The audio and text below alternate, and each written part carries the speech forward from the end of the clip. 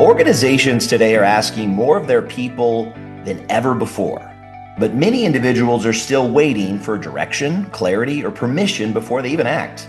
We tend to think of leadership as something tied to a role or a title, but in reality, performance often comes down to how people lead themselves. Today, we're talking about self-leadership, the mindset of owning your path, and the skill set to take initiative, align on goals, and move work forward. It's a capability that applies at every level, whether you're an individual contributor or leading a team. Today, we're joined by Susan Fowler, one of the co-authors of Self-Leadership and a leading voice behind the model itself. And also joined by Lucy Dannewitz, a leadership content developer at Blanchard who focuses on next generation leadership and how those ideas show up in today's workplace. We're digging into what it really looks like when people take ownership of their work, no matter their role.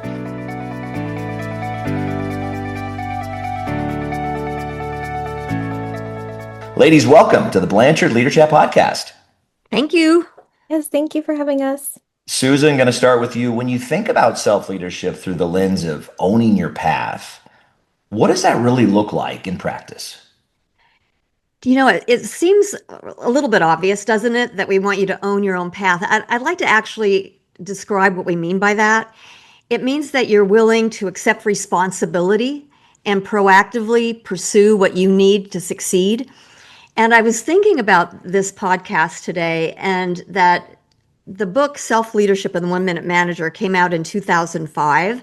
And in the preface, we wrote all about this phenomenon in the workplace where people felt victimized, that they were victims of a bad manager, they were victims of an organization who didn't meet their needs, and that there were really so many studies just coming out about the impact that being a victim had on organizations and on people themselves. And now, I just can't believe this, but 21 years later, and I'm thinking, Lucy, that, I don't know how old you were when that book came out, but here we are 21 years later, and it may be even worse that, and I don't know if it's because we're more aware of it, but how sad is this, that 75% of our life as adults is spent connected to our work. It's getting up and get ready for work. It's getting to work. Even if you work from home, it's preparing, to work from home. It's working. It's decompressing from work. And so how sad is it if we're leaving behind our opportunity to experience well-being and joy, and we're leaving that to other people and not owning our own path. And so what saddens me is that today we actually have a name for it, and it's called quiet quitting. So we really need to own our own path, because without that, we're dependent on systems or people that may not even know what we need, let alone be able to give it to us. Lucy, from your perspective, where do you see people struggling the most when it comes to taking ownership? Yeah, so from my perspective, speaking as a Gen Z professional, as someone just entering the workforce, I think people struggle most with taking ownership because there's this underlying sense of helplessness that a lot of us carry. Like you were talking about, Susan, this sense of being victimized, and this belief that we have less agency than we actually do. And when I think about my generation specifically, it's kind of cliche to say at this point, but I think COVID played a huge role in kind of shaping that mindset. A lot of our major transitions into adulthood happened during a time when everything felt uncertain and out of our control. We lost rites of passages. We started college or careers remotely and just learned very quickly that life can change overnight. And even though I would say we've moved forward collectively from that period in a really positive way, I do think some of that mindset still lingers in different ways. It's easy to feel like the opportunities you're handed or your growth or even the direction of your life are just things that are happening to you instead of something that you can actively shape. And so I think internally that feels like imposter syndrome or feeling like I'm not ready. And externally, I think it feels like this sense that the world itself is just unpredictable. And so I think where I see people struggling to kind of bring it back is, it's this effort to take that underlying sense of helplessness to acknowledge it, to carry it, and to still continue moving forward anyway, and figuring out how to move from feeling overwhelmed by everything that's outside of our control to focusing on what actually is within our realm of influence, whatever that might be. I can still think about that time, kind of that waiting, like waiting for the keys to be handed to me, or for a leader to come Yes. forward and, Mhm. and give me real clear direction on, we'll do this and that, and realizing that shift had to come from within. I was waiting for it to Yeah. really Mhm. understanding that I kind of own my own path. So let's kind of dig into that. Susan, can you walk us through the shift from an external control mindset to an internal one? Because sometimes it's a realization that comes naturally. Others it hits you upside the face, but it's not always obvious. Yeah, and boy, I really love the fact that Lucy was acknowledging that it is that mindset, and that mindset is influenced by external factors like COVID, and that it really does then influence the way we behave or our expectations. And so when we talk about, like what you just mentioned, the external control mindset, and I hope you don't think this is too nerdy, but I think it's fascinating, and it's called the locus of control. And what we know about this is that when you have an internal versus an external locus of control, you have a different experience. So for example, let me just give you an example. If you have an internal locus of control, you might say something like, "Oh, I got the promotion because I worked hard and I met my goals and I developed my skills." If you have an external locus of control, you'll say, "I got the promotion because my boss likes me," or because it was good timing. In other words, the internal locus of control, you're saying the outcomes I got were ones that I influenced versus the outcomes I got were influenced outside of myself. So when Lucy used the term agency, that's what we really mean. Agency is recognizing that you have you have the ability to actually control the way you perceive what's happening to you in your world. And so that's a belief system. And so think about the beliefs, for example, with Gen Zs, but even with baby boomers like me, we all have programmed values based on when we were born. And those values are based on our beliefs. And so if you went through COVID, Lucy just perfectly described a set of beliefs that she and her generation now have as a cohortal experience from COVID.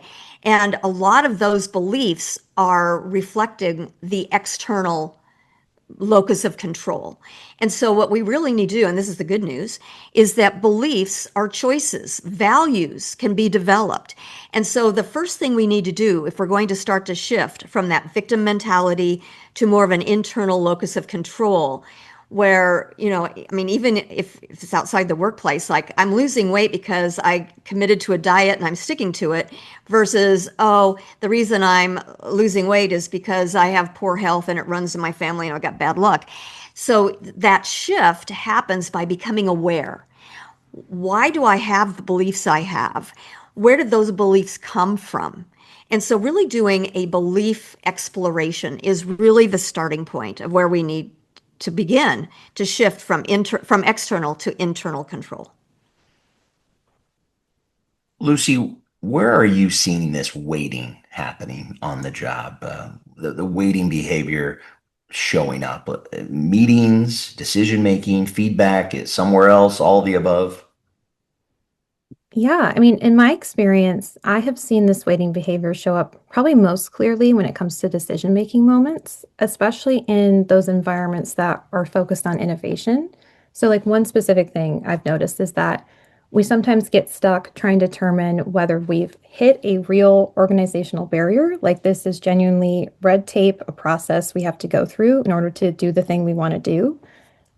Or is it just an internalized sense of defeat or self-doubt that's kind of corroding at what we think is even possible? So we have to ask ourselves, is this actually a wall put in place for probably a good reason, maybe? Or is it a wall that I've started to believe is there? And I think that sometimes that level of bureaucracy is real, and sometimes there are genuinely constraints, sometimes for good reasons. But I also think that people underestimate how often things like fear or uncertainty or just waiting for permission create these artificial bottlenecks. And I say this because I've spent most of my early career in innovation-focused environments where progress depends on people being willing to move forward before everything feels perfectly clear. Um, and I think the consequence of staying that in that waiting mindset is so much bigger than, the decision doesn't get made. It's corrosive to the morale of the team that's actually doing the work. We're questioning, does our work even matter? Are we even empowered? Is the effort worth it? And so there's this emotional impact. And then on top of that, the organization this team is a part of then loses that momentum. It loses out on that opportunity for innovation. And especially in a space like we're often in, where we're thinking about how do we best serve others and serve leaders, we miss out from being able to actually serve the people that we want to serve in the first place because of these sort of walls that may or may not exist in front of us.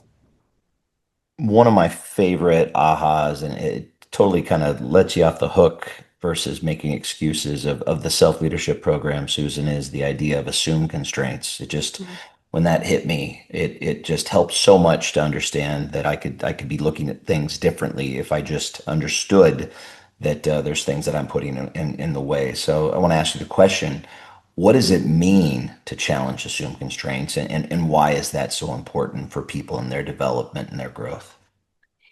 People are going to think that this was all programmed, but I listened to what her answers, and that her answers just so beautifully flow into what I want to say about self-leadership. Because and I loved your metaphor, Lucy, of running into a wall, but is the wall real? And so an assumed constraint is a belief that you have, and it's based on your past experiences. So it's something that you might have carried with you for a long time, and it limits your current behavior. And, some assumptions are good assumptions. Like if I jump off a cliff, I might die. That, that could be a good assumption. But if we assume, for example, my boss has it out for me, or I'm going to wait till somebody else comes up with an idea because I brought that idea up 2 years ago and it got shot down. And so what happens is we do build up our own walls. I loved the other example Lucy gave is, am I empowered or not?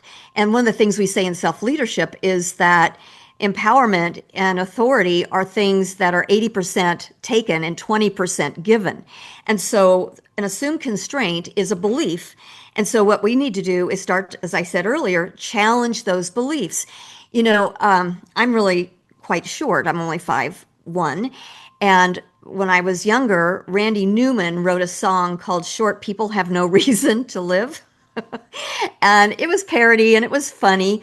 But I have to tell you, my whole life, my shortness affected my self-concept.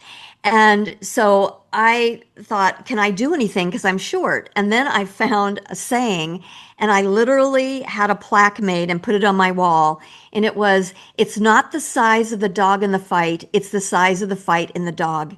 And I decided to really, I didn't have a name for it then, but to challenge my assumed constraints. And so before you can set goals, before you can move forward, you have to ask yourself, am I putting walls in front of me that are not true? And how would I challenge those? So that's one of the things that we teach in the self-leadership program is how to identify an assumed constraint, challenge it, overcome it, and then use the non-assumed constraint, the belief that is something you can do, and use that to move yourself forward. Lucy, what are some of the most common assumptions you see people making today that actually hold them back in the workplace? Yeah, I mean, I think one of the biggest ones is that we believe we're not ready yet. A lot of people feel like they need more experience, more confidence, more expertise, more certainty, whatever it is, more of this before they're qualified to take action. But in reality, what we know to be true through self-leadership, what I've experienced personally, and what I've been told over and over again by the people I respect, is that a lot of times growth happens because you step into something before you feel fully prepared for it. And so that's one. And I also think that a lot of people assume they don't really have a say. They don't have that agency, especially these younger professionals. There's this feeling that unless you already have influence or authority or or as you said, Susan, it's been given to you that your contribution won't matter anyway. And I think connected to both of those is the assumption that we're simply not good enough. We compare ourselves constantly and we see how competitive everything feels, and it becomes really easy to disqualify ourselves before we even try. And, I think some of those fears are rooted in very real economic and cultural pressures. I think a lot of young people, myself included, feel like the margin for error when it comes to being successful in your career and just in pursuing the lifestyle you dream for yourself, that margin for error is smaller than it used to be. But I think the danger is when those external pressures become internalized, like you talked about, Susan. They become these beliefs to the point where we do stop acting altogether, and we do believe that the wall in front of us, whether or not it truly exists, is permanent before we even begin to test it. Hey, Chad, can I just make a comment on something Lucy Absolutely. just said? I know we want to move along, but I just remember working with a major retailer, and we had taught them self-leadership, and we were having some post meetings to talk about what people had learned, and I always remember this example. There were head merchandisers, buyers, and then there were junior buyers. And the junior buyers were so afraid to speak up in meetings because they were afraid of making a mistake or looking foolish. And what they didn't recognize was that the main buyers were looking at them and thinking, "Well, you've got nothing to contribute. You're just a lot, you lump on a log. What good are you?" kind of thing.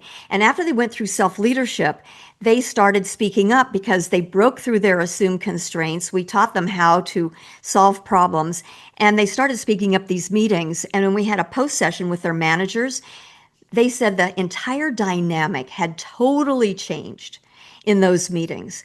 And it was just because of a misunderstanding of their role and an assumption they had about what they could or shouldn't do in a meeting. Well, the next question, it really hits home for me because I've been in my role, or I've at least been at this organization for a little bit. And I've always so surprised when people ask, well, how did you get to do that? Well, how did you get to add on that? Or why did they let you host the client summit? Things like that. And I said, I asked, I put it out there. I said that I wanted to do it. I set it as a goal. And so Lucy, I want to pose that question to you. When somebody says, well, I don't have any power here, what do you think is usually going on?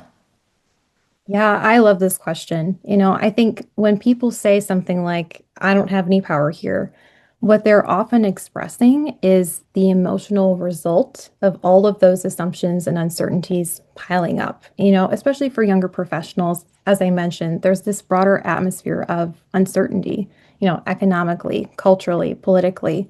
It feels inescapable. And it's really easy to internalize that until it starts to shape your sense of self and your sense of what you're even capable of. And again, to be fair, some of those pressures are very, very real. And there are absolutely things that we can't control. But I think the mistake people make is turning "I can't control everything" into "I have no agency at all." And I can say this because I experienced that personally after I graduated from college. And I had this incredible internship opportunity that I hoped would be the next major step in my career. But because of factors outside of my control, I stayed part-time much longer than I expected. And for a while, I was the one saying, I don't have any power here. I felt genuinely powerless. And so when I hear someone say something along those lines, now, I usually don't hear that as an objective truth. I hear it as someone expressing the emotional weight of feeling overwhelmed by things they can't fully control, especially the things that matter deeply to them. And that, I think, comes from that tension between caring about something and not feeling certain about your ability to influence the outcome, whether that's your career, your future, your stability, or even just the world around you. I think it's just so easy for that uncertainty to turn into that sense of helplessness, like I talked about. And so I think the challenge is to, once we internalize that feeling, if we let it go for long enough without being interrupted, without it being challenged, it can stop feeling temporary. It can start to feel like a truth about who we are and what we're capable of, that we truly don't have this power. Susan, building on that, how should we be thinking about power in a self-leadership context? And what does it really actually mean? We hear the word activate, but what does it actually mean when we say activate it? Well, first of all, we need to ask what we mean by power. And I think one of the problems is that power has such a negative connotation in the world. And so we need to say that power is our ability to do more good. And so if we can look at power just like pure energy, you can use energy to do good or it can destroy. Lightning can, destroy or, create, more energy. And so I was doing a session with young people, the girls and boys clubs, and I'll never forget, we'd just gone through the concept of assumed constraints. And now we were moving into points of power. And this 15-year-old girl said, I have assumed constraints about my points of power. And then she realized, she says, just because I'm young doesn't mean I can't contribute. And then she went on to describe how she was powerful in the context of the power is my ability to do more good. So I think we have to shift what we mean by power. And then I just want to give one other example. We're talking about Lucy, who's, a young person just coming into her career, or a 15-year-old. I remember one of the first times 25 years ago that we did an exercise around identifying your points of power. And Dr. Lori Hawkins, who was our co-author on the program and in the book, and one of the founders of the Blanchard companies, he was doing the exercise and he went around the rooms asking people, how do you think I'm powerful? How do you think I'm powerful? And at the end of the exercise, he had 2 pages filled with what people said was Lori's points of power.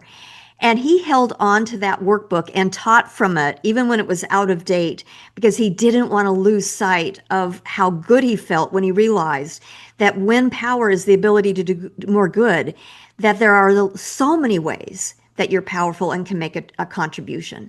So to activate your power, the first thing you need to do is recognize you have it. So think about how you can use your task power in your job, or if you know people and you can leverage relationships in a positive, mutually beneficial way. Or I've come to learn that even being short is a point of power, because I do things and people go, wow, they're always surprised. You did that and you're short? So, I'm always able to surprise people. So it's such a fun thing to do, is to just literally ask yourself, how am I powerful? And then ask other people. And you may be really surprised by what they say. Susan, I'm going to stick with you, but this question is going to be for both of you, but I'd like you to start. How does self-leadership change the dynamic between leaders and their teams? Chad, I just from, like I said, decades of experience with this, I would say the word that first comes to my mind when you ask me that question is empathy. I think that self-leaders begin to realize that their leaders don't have necessarily, some might, but most leaders and managers don't have bad intentions. They don't wake up in the morning and say, oh, I can hardly wait to go in and screw up Chad's day to day. They wake up with good intentions, but they oftentimes don't really know what we need, because maybe we have assumed constraints and haven't expressed them, or maybe we haven't activated our points of power and we haven't been proactive. And so what happens is, as self-leaders, we become more empathetic to the role of managers who are trying to meet a lot of other people's needs as well as their own. And then I think that probably one of the dynamics is that as people become more proactive, they actually create a more genuine and positive relationship, the manager and the self-leader. It's a more robust relationship that's really built on mutual respect and caring. Same question for you, Lucy. Yeah, I mean, Susan, I think you totally nailed it. That mutual respect and that partnership, I think, is a key kind of factor of that new dynamic created through self-leadership. And I know this because that's what shifted things for me in the example that I shared just recently is embracing that idea of self-leadership. And so from my perspective as the team member, it helped to interrupt that feeling of helplessness or powerlessness. So instead of feeling completely stuck, I get to start asking, How am I powerful? Like you said, Susan, what can I do? What is within my control? And I think that mindset really gave me confidence and gave me momentum because I was able to start seeing myself as an active participant in my own growth instead of just waiting for the circumstances to change. And I also think that on the flip side, that self-leadership helps leaders, like you mentioned, Susan, lead more effectively because it gives them more clarity and a greater window into the people that they're actually trying to support. And so I think it's true time and time again that when people are honest about where they are, what they want, and what support they need, that no matter who you are, leaders especially, but that we're able to meet them where they are. And I think when I think back to that time in my life, when I started communicating more clearly with my manager about what I wanted and why it mattered to me, our dynamic did shift. We already had a great relationship, but I could tell that my manager became much more intentional about helping me identify growth opportunities that were meaningful in my own journey and to connect with someone who's now my mentor and just to continue developing my skills, even while I was waiting for, certain pieces to fall into place. And I think what meant most to me from on an internal level was realizing that that support wasn't just tied to my productivity or my output, it was tied to my growth as a person. And I think that, when people feel genuinely supported like that, I mean, the case study I think writes itself. It's so much easier to trust and to collaborate, and the environment feels much healthier overall. I say this on almost every podcast. We are changing at a breakneck speed and everything has a lot of uncertainty to it. But I got to be honest, I've been doing this podcast for the last decade and I don't think it's ever not been that way. It just feels very, very abrupt with a lot of the technological changes. But Susan, Mm. from your perspective, everything that's happening right now in this world, everything that's happening in the workforce, why is it more important than ever for organizations to be in investing and developing current and future leaders? You know what, Chad, if you'd asked me that question, 15, 18 years ago, I would have given you anecdotal evidence based on our experience and what, the feedback we were getting from clients and people who've been through self-leadership. But now there's just robust, and I've been using that word a lot, but I think that's become one of my favorite words, but research in the area of self-leadership, which is really exciting. And I love it. In the Journal of Psychology, this was actually one of the subheads. The single most essential ingredient in organizational success is the proactive behavior of individual contributors. And there is so much research now to support this. Another line from the European Journal of Work and Organizational Psychology: organizations would be well served to allocate training budgets and efforts to the development of individual contributors' self-leadership skills.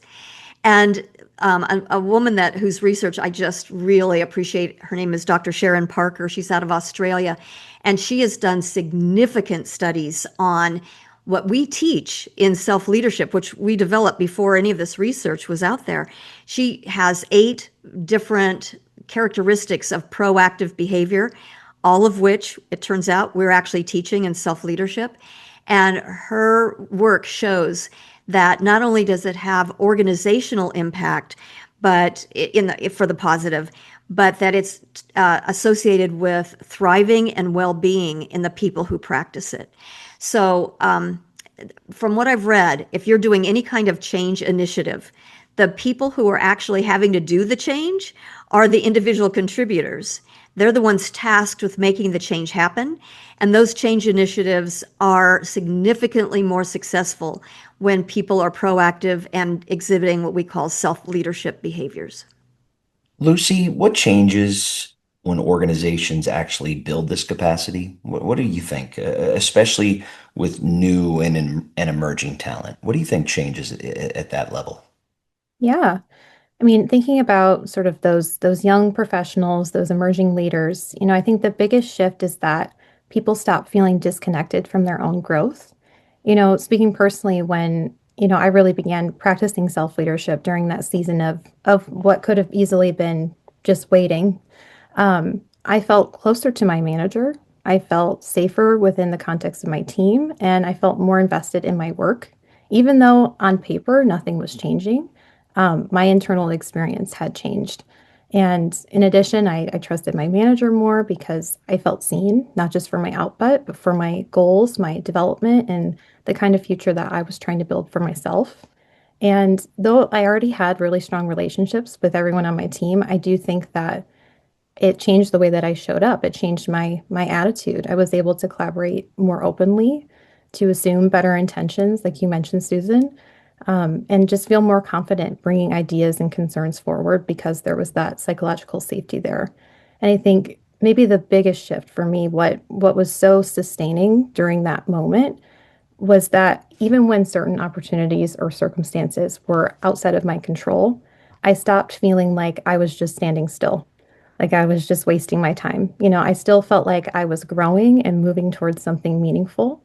And it did pay off eventually. And I think that that sense really matters for our newer professionals. It's very clear, and you can look up all different kinds of articles talking about how younger employees are really motivated by purpose, by growth, by alignment with their values. And I think when organizations work hard to create that kind of environment, people become so much more invested. They bring their energy, their creativity, they have that sense of ownership, they have that sense of loyalty, because the work doesn't feel transactional, it feels personal. It's a part of your story. Susan, you've been studying this. It's been your life work. What's one common misconception people have about self-leadership? Oh, only one. Oh, okay. Let me see if I have to do that. I think it is that, and the work of Dr. Sharon Parker also, I think, supports this. And that is that a lot of people think that self-leadership and being proactive, that it's a personality trait. And it's not. It is a skill. And so it doesn't matter what kind of personality you have, being a self-leader may not, it comes more naturally to some people, but it doesn't matter who you are. If you have the requisite skills, you will be a self-leader and you will be able to experience the agency that Lucy has mentioned. And also, you're much more likely then to be able to create or shape a workplace where you can live your values and you can have a sense of purpose and really have meaningful work. Lucy, what's something people get wrong about self-leadership, especially early in their careers? Yeah, I think early career, one thing people often get wrong about self-leadership is that they think they need permission before they're allowed to begin to take ownership of their growth. I think that a lot of people worry that advocating for themselves in a very explicit way will come across as arrogant or overly ambitious or just plain difficult. And so it's easy to wait for someone else to tell them it's okay to speak up or define what they want. And like I've said many times before, I think there's some validity to that. When you look at how most of us were trained to succeed, for most of our lives, progress was highly structured, right? Like there was always a clearly defined next step. Take these classes, hit these milestones, follow this timeline, build your resume in this particular way. And then suddenly you enter professional life and the structure is just gone. It's completely disappeared. And no one is handing you this perfectly defined roadmap anymore. And growth becomes so much more self-directed. And I think, speaking personally, that can feel incredibly destabilizing at first. You know, I was always the type of person that really thrived in those structured environments. And I thought that if I worked hard, if I followed the process, that the transition into my career would feel very linear. But instead, I came to realize that there wasn't always this clearly defined next rung on the ladder, which is challenging, right? And I think that self-leadership really begins, the flip side of this kind of misconception is that, you have to stop waiting for someone else to define that next step for you and take initiative and decide what is it that that next step means to you. Got time for just a couple more questions. Here's another one for both of you. And Susan, I think I'll start with you. If someone's listening right now and they're feeling stuck or they're waiting for some sign, what's one small action that they can take this week to start owning their path? I would encourage you to flip your assumed constraint. So identify as an assumed constraint. Let me just give you one real quick. For example, you're experiencing some kind of problem and you think, my manager will never listen to me or help me fix this. Flip it and say it as if that were not the case and it was just the opposite. So you might flip it and say something like, my manager will listen to my ideas and help fix this problem. Now, with that particular mindset, how would you proceed? What steps would you take? What actions might you outline? What goal might you set if you flip that assumed constraint? And I have to tell you, it's really fun. And the research actually shows that when you flip that negative thought to the exact opposite of it, that your brain actually opens and expands and you start to see ways and means of approaching that issue that you never would have even thought of before. And Lucy, how about you? When you're advising people when they're feeling stuck, what's that one thing to get them out of that rut? Yeah, I mean, if someone feels stuck, I think the most important thing they can do is stop focusing on the entire mountain or the mess of circumstances or the sense of helplessness and instead ask, what is the smallest meaningful step I can take towards the person that I want to become? And I think, for me, I can give an example that's kind of silly, but when I was thinking about my goals at the beginning of the year, I realized that I really wanted to reconnect with my love for reading. Growing up, I was a voracious reader, and it was like I was always the Rory Gilmore type of the group. And it was a part of my identity for so long. But between college and getting into my career, it was just something I drifted away from. But I decided that I wanted to reconnect with that part of myself. And instead of turning it into this crazy huge goal where I'm like tracking every book that I've read and like making spreadsheets and just turning it into a chore, I decided I'm going to simplify it. I'm going to tell myself I'm just going to read 2 books every month. They can be whatever I want. They don't have to make me smarter. They don't have to make me productive. They can actually be like such a waste of my time. But the only goal is to just enjoy reading again. And then I think I took it a step further and then thought about, what's something that could keep me from doing this one small, meaningful step in my everyday life and kind of thinking about those assumed constraints. And so I had a friend that showed me how to download ebooks for free on my Kindle within like a second. So that took my assumed constraint about the cost that it would be to be an avid reader again, because I don't know if you know this, but books are very expensive. But I took that and then was able to actually turn it into a practice that I love and brings me so much joy. And it wasn't because, my life suddenly got less busy. If anything, it got more busy. But because I stopped waiting for those perfect conditions and building small habits around something that mattered to me. So I think that's often what self-leadership looks like, especially when you're kind of in those early moments of your career and just in trying to build what your life will become. It's not this massive breakthrough. It's one meaningful step forward, even when everything still feels unfinished. Lucy, it's been great having you on here. I'm going to give you one last opportunity to kind of share if there's just one thing that the listeners can take away from everything that you've seen in your research and your findings. What's the one takeaway you want people to take away from this conversation today? I say it all the time, but I really do believe that everyone's story matters. Your story matters. Your place in the world, your voice, your influence, which you have agency.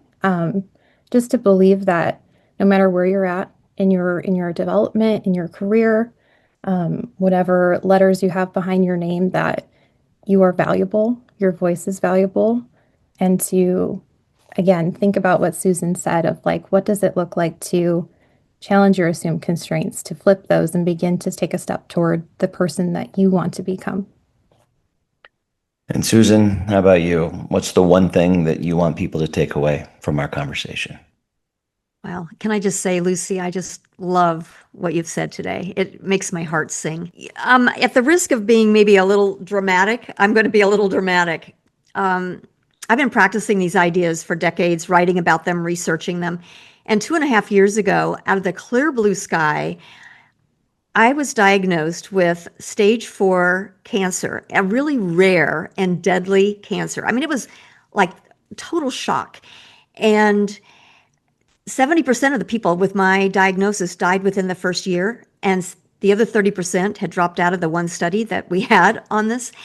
And so I decided that one of the things I would do would be to be a self-leader, put it into practice. And so I had to ask myself, what are the assumptions I have around cancer, especially stage 4 cancer? And I began challenging my assumed constraints, flipping them, and then really activating my points of power, like, what can I bring to this party? I can't change the fact that I have cancer, but I can absolutely shape my experience of it and what I bring to the party, and how I could actually, to build on what Lucy said, become more of the person I've always wanted myself to be and that I imagined myself to be. And then I got really proactive, and I literally partnered with my oncologist and my healthcare team. And I explained the whole concept of self-leadership. And I said I was going to actually, ask for what I needed, and we were going to partner. And at the end, when I was declared cancer-free last July, my oncologist told me that it was my work on the science of motivation and my self-leadership practice that saved my life. So I think the one thing I would love for people to understand is that when we talk about self-leadership, we think of it in terms of our work life. But this is not just a work skill, it is a life skill. And in my case, it became a lifeline. Love that. Lucy, Susan, it's been absolutely fantastic to have you both on the LeaderChat podcast. Lucy, I always like to ask, if people want to dig a little bit more into you, where would you want to send them if they want to connect? Yeah, please come and find me on LinkedIn. I'm always posting updates about all of the exciting things in my world. So if you want to follow along, please go there. And also, if you're also doing exciting things in this space, I'd love to collaborate and hear more. And Susan, same question for you. Where can people find you? Since Lucy is Gen Z and I'm trying to be hip and cool, why don't you come on LinkedIn and find me? Because I don't post as often as Lucy does, but I do post. And I would also love to hear any responses to what you've heard in this podcast. All right. First off, I'm just going to laugh and say I'm not sure that LinkedIn is going to be the hippest, hottest, Gen Z-est spot in the world, but I like where you're going with that because that's where Lucy suggested. But we're not going to get into people's TikTok handles here just yet. But Susan, Lucy, what an absolute pleasure. Thank you so much for your time. Susan, you've been on the podcast quite a few times. Lucy, you've been on LeaderChat now once. Can't wait to have you both back. Thank you so much for taking some time and being with here on the Blanchard LeaderChat podcast.